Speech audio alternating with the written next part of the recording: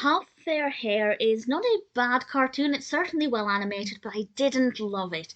This is a Bugs Bunny cartoon from 1956.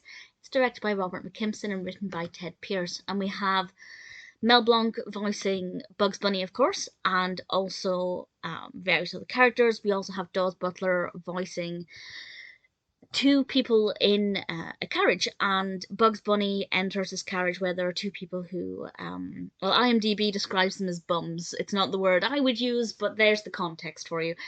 And they decide, because they're starving, that they're going to try and capture Bugs and eat Bugs while they're on the train. And Bugs does everything he can to run around the train to try and escape them, but also try and have some fun, as he often does, and get them into some very sticky, painful situations. I think because I didn't love the character of these so-called bums, that I didn't really enjoy whenever they were on the screen. They were quite well animated. I liked how they were animated, but I didn't love them as people. I didn't really love the way they spoke. I didn't really care for them that much, which sounds horrible, but I just didn't take to them as characters. I didn't think they were that interesting.